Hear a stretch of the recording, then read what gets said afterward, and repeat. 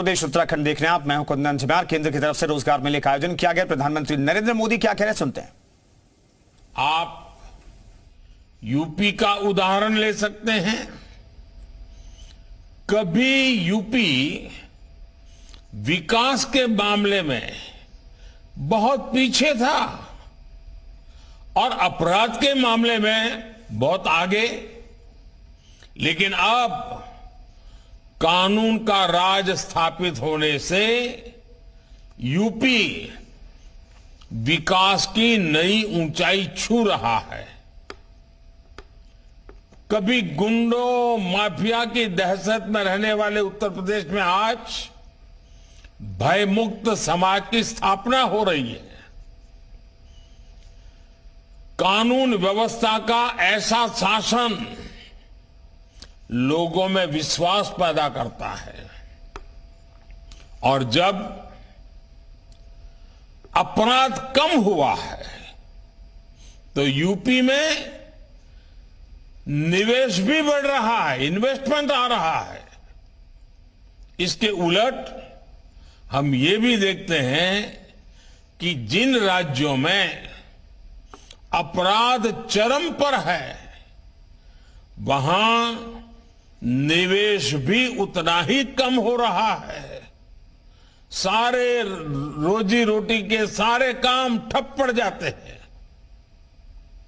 मेरे परिवारजनों, आजकल आप लगातार पढ़ते भी हैं और देखते भी हैं कि भारत दुनिया की सबसे तेजी से बढ़ती हुई अर्थव्यवस्था है। भारत इस दशक में टॉप 3 अर्थव्यवस्था में शामिल हो जाएगा और ये गारंटी जब मैं आपको देता हूं ना, बड़ी जिम्मेवारी के साथ मेरे देशवासी, मेरे परिवारजनों को ये मोदी गारंटी देता है। लेकिन जब आप ये पढ़ते हैं तो एक सवाल आपके मन में जरूर आता होगा कि इसका देश के सामान्य नागरिक पर क्या असर होगा, और ये सवाल बहुत स्वाभाविक भी है। साथियों, किसी भी अर्थव्यवस्था को आगे बढ़ने के लिए ये जरूरी है कि देश के हर सेक्टर का विकास हो। फूड सेक्टर से लेकर के फार्मा तक, स्पेस से लेकर के स्टार्टअप तक, जब हर सेक्टर आगे बढ़ेगा तो अर्थव्यवस्था भी आगे बढ़ेगी। आप फार्मा इंडस्ट्री का उदाहरण ले लीजिए। महामारी के समय भारत के फार्मा इंडस्ट्री की बहुत सराहना की गई। आज ये इंडस्ट्री 4 लाख करोड़ रुपए से ज्यादा की है और कहा यह जा रहा है कि 2030 तक भारत की फार्मा इंडस्ट्री करीब 10 लाख करोड़ रुपए की हो जाएगी। अब ये फार्मा इंडस्ट्री आगे बढ़ेगी तो इसका क्या मतलब हुआ? इसका मतलब ये हुआ कि इस दशक में फार्मा इंडस्ट्री को आज की तुलना में कई गुना ज्यादा युवाओं की जरूरत पड़ेगी। रोजगार के अनेक नए अवसर आएंगे।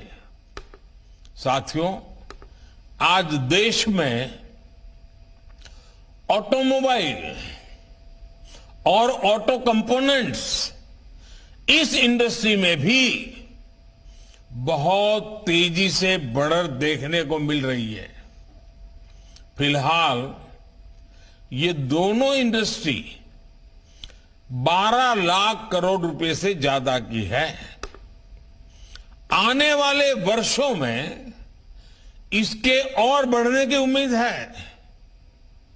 इस ग्रोथ को संभालने के लिए ऑटोमोबाइल इंडस्ट्री को भी बहुत सारे संख्या में नए युवकों की जरूरत होगी, नए लोगों की जरूरत पड़ेगी, रोजगार के अनगिनत अवसर बनेंगे।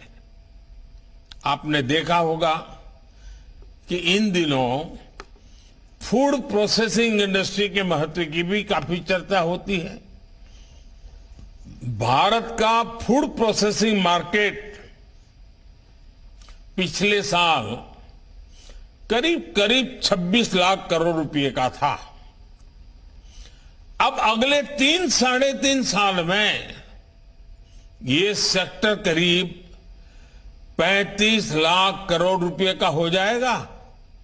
यानी जितना विस्तार होगा उतने अधिक युवकों की जरूरत पड़ेगी, उतने नए रोजगार के मौके खुल जाएंगे। साथियों, भारत में आज इंफ्रास्ट्रक्चर का तेजी से विकास हो रहा है। पिछले 9 साल में केंद्र सरकार ने 30 लाख करोड़ रुपए से ज्यादा इंफ्रास्ट्रक्चर पर खर्च किए हैं। इससे देश भर में